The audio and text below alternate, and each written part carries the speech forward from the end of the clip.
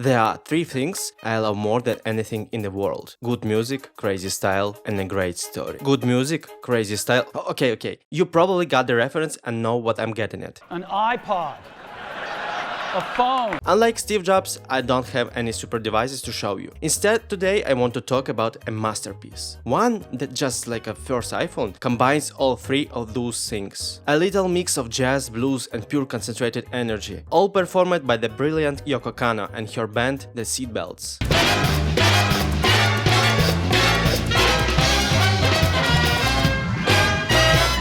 Character design that instantly burn into your subconscious, rich, cinematic visuals, and frames that you could not erase from your memory with any bleach. And no, that's not a Bleach reference, don't even think about it. And the story. But when it comes to the story, well, how can I put it gently? It basically doesn't exist. Sure, every single episode has a specific plotline. At most of the time, that plot has a pretty straightforward ending. But in the end, our heroes stay in exactly the same place where the episode started. The world around them seems frozen. Or sometimes it feels like everything is moving forward except them. Structurally, Cowboy Bebop is actually way closer to The Simpsons than to Evangelion. The characters have no higher purpose. They just want to score a bounty and buy some food. Their lives are basically already lived out. In fact, all the most important events for the main trio happened before the show even started. But still, despite its sitcom nature and almost complete lack of a linear story, Cowboy Bebop offers the viewer something far more valuable than just epicness for the sake of epicness. Let me try to explain. Look at these highly rated video games. What do you think their plots have in common? Besides the fact that they are all built on the hero's journey, where the protagonist goes through trials, faces a crisis, and returns with a new power, they share one main thing. They force us, the player, to be the savior. Some kingdom, or even the whole world, always needs saving. The scale doesn't really matter. What matters is a central role of our character. Now look at this list of popular anime. Here they save the world, and here, and right here. Don't get me wrong, I'm not being a snob about epic stories. On the contrary, I absolutely love them.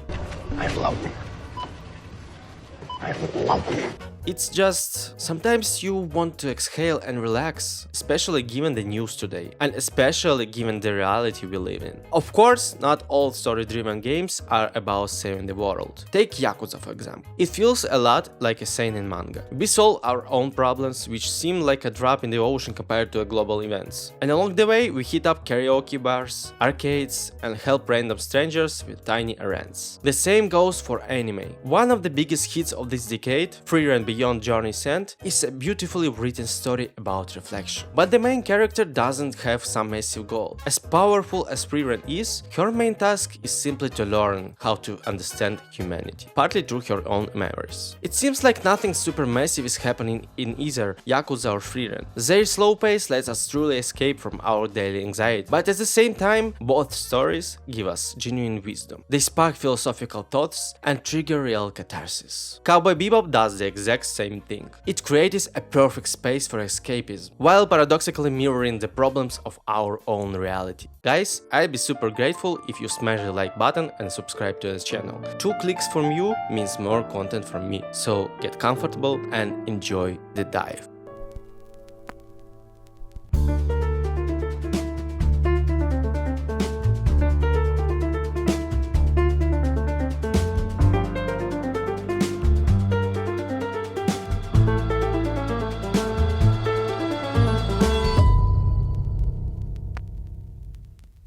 Cowboy Bebop faced major problems twice. Initially, it was seen as just an anime commercial for Bandai's toy spaceships. Yay, capitalism! Shinichiro Watanabe got full creative freedom from the bosses, but he never turned his creation into a toy showcase. The investors hated this. They were ready to pull the plug on the funding, until the Bandai Visuals division stepped in. The second problem was getting a decent TV time slot. Bebop felt way too mature compared to other anime. Network executives noticed it right from the first episode, it showed brutality, violence, and even drugs. Because of this, the show was heavily censored on Japanese TV. It took 6 months before the original version finally aired on the satellite channel. And back home, the anime didn't become a hit. In the US, it was the exact opposite. They aired it for the right audience on Adult Swim, and the show's Western-focused vibe obviously paid off. Because all these massive risks, Shinichiro Watanabe created each episode of Cowboy Bebop thinking the next one could be the last. Maybe that's exactly why every episode has its own unique personality. Well, that and because Watanabe tried to switch up his crew for every individual episode. Cowboy Bebop is chaos. All true, it's more honest and sounds way cooler to say that Cowboy Bebop is jazz. Just like the music genre, Cowboy Bebop is neither mainstream pop nor high art. Just like jazz, it's a mix of several different cultures. And just like the legendary Charlie Parker, Shinichiro Watanabe relies heavily on improvisation. Sci-fi, cyberpunk, spaghetti westerns, noir, kung fu action movies, the spirit of American freedom and archetypes unique to Japanese animation. Bebop's diversity isn't just about the setting. Take Faye Valentine, one of the main characters. She juggles several roles at once. She's a femme fatale, a tomboy, and a damsel in distress all at the same time. It might seem like the creators are completely insecure and can't make up their minds about anything, but take my word for it. In the end, this mechanism works perfectly. 別に不愉快だ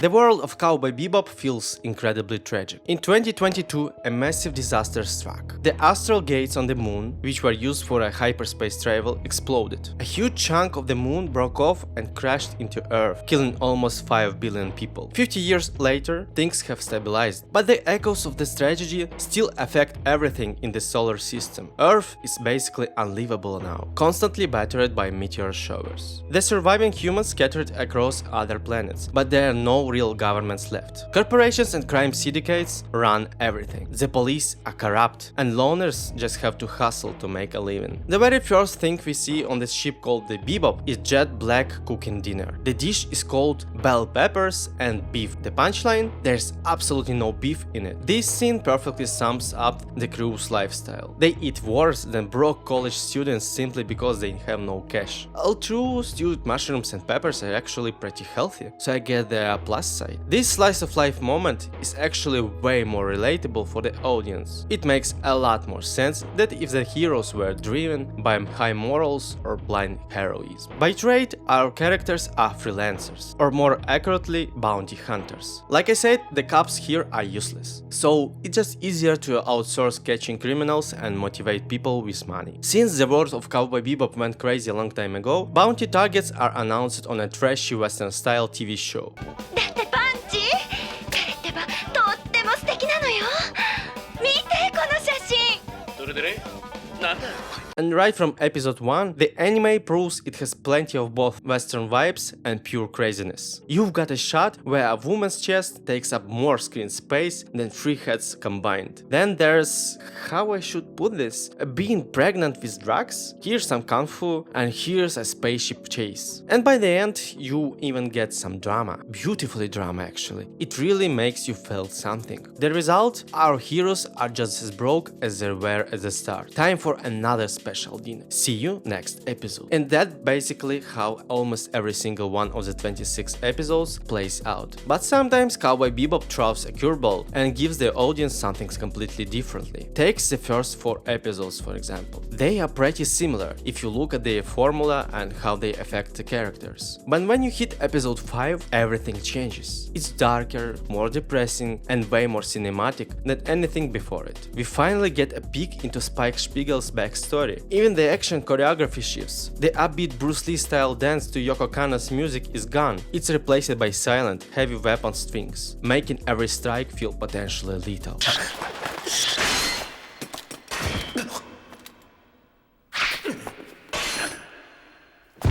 The exact same patterns repeat with the next 5 episodes. A bit of psychological stability is suddenly swallowed by total darkness. Then comes a surprise. Episodes 12 and 13 merge into a grim 2-part movie. Each reflects on the relationship between the main villain and a side character named Gren. The logic of these 2 episodes feels entirely different, mainly because the Bebop crew takes a back seat, and the revelations they are spoken and shown here completely break the usual anime tropes, especially for a show from the turn of the century. But at the same time, they fit perfectly into today's zeitgeist. Conversations about human orientation, trans and intersex identities don't cause the same confusion now as they did over 20 years ago. Cowboy Bebop throws shocking moments at us the exact same way life does. Routine stability with no real progress can suddenly end when something completely out of our control happens, like an illness, someone's death, a natural disaster, or even war. Cowboy Bebop intentionally creates this illusion of stability through the characters' daily routines, and then, out of nowhere, it destroys it. You can even see this in how the show uses popular movie tropes and side character archetypes. Right in the first episode, we meet a villain couple in love, trying to pull off one last big score. The viewer immediately knows where this is heading. I mean, come on. I bet everyone knows how the story of the most famous criminal couple in history ended. You just can't avoid that Bonnie and Clyde association here. And those expectations are met. And it's always like that. You roughly knows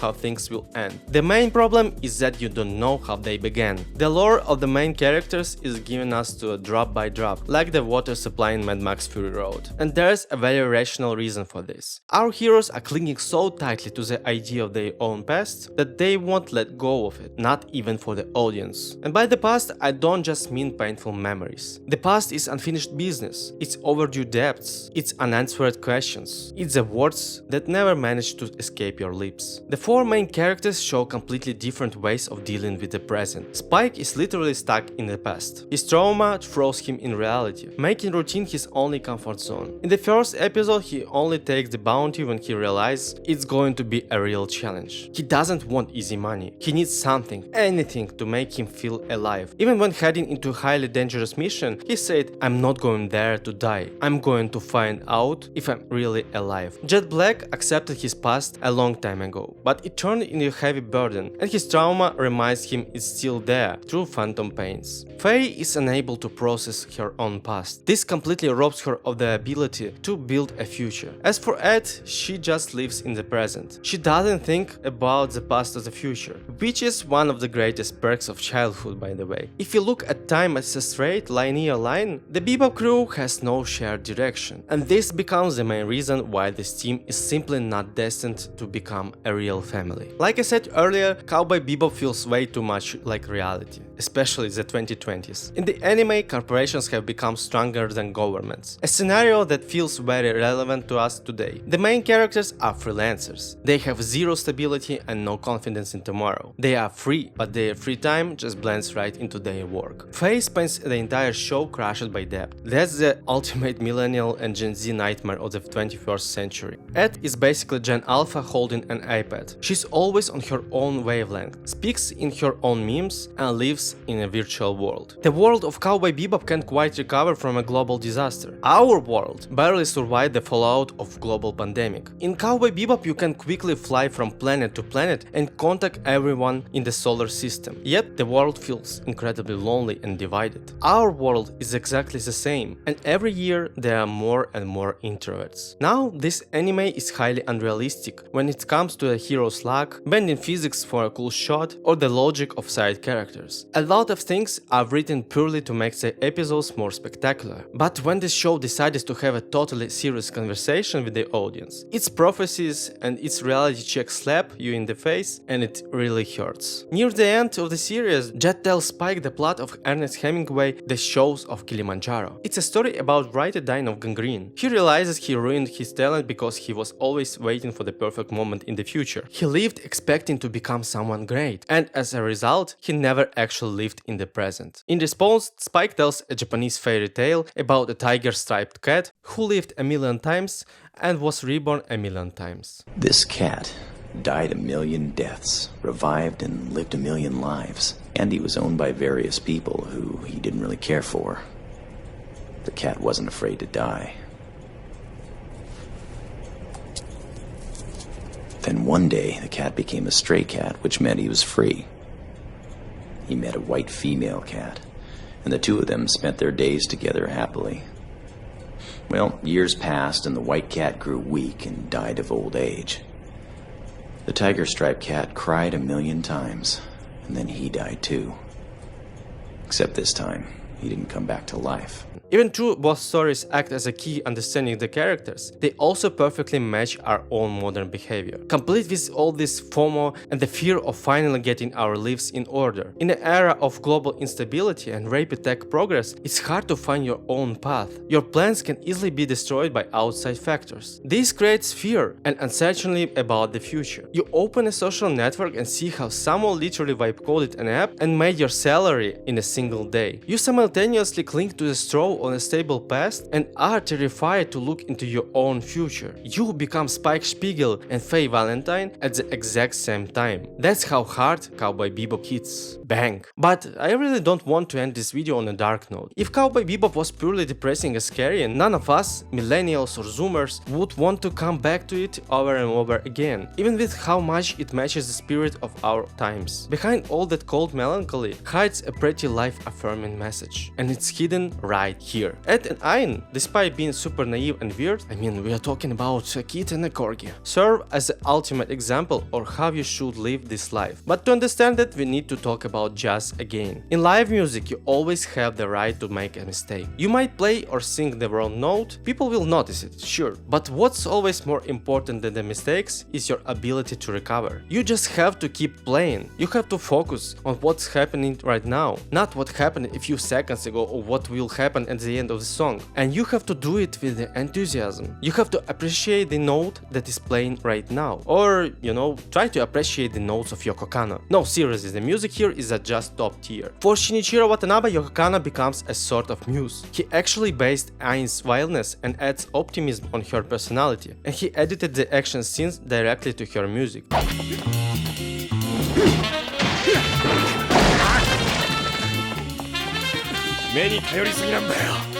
Matching the rhythm she had already laid down. Everything about the music here plays a critical role, just as much as the cinematic language itself. For example, the episodes are called sessions. In jazz, that's what you call it when musicians get together to play and just improvise. And the individual episode titles are directly tied to different music genres. To be honest, if it weren't for the Cowboy Bebop soundtrack, I probably would not love jazz as much as I do today. Because of that, I decided to put together a themed playlist for you. It has my favorite tracks from Bebop, plus music that gives off the exact same vibe. The link will be in the pinned comment below the video. At the very beginning, I say that Bebop basically has no story. The heroes don't save anyone, and the world around them doesn't change. But maybe in our era of endless hustle and anxiety about future, that is exactly what we need. We don't need to save the universe. We just need to learn how to play our own jazz on its ruins. The past is already written, and the future is as foggy as ever. Bebop teaches us not to hide from that, but to find joy in that in-between moment. In the company of weird people on rusty ship, in a flight to the lunar orbit, in your close friends and family. Turn on some jazz, drop a like on this video, leave right now. See you, Space Cowboys.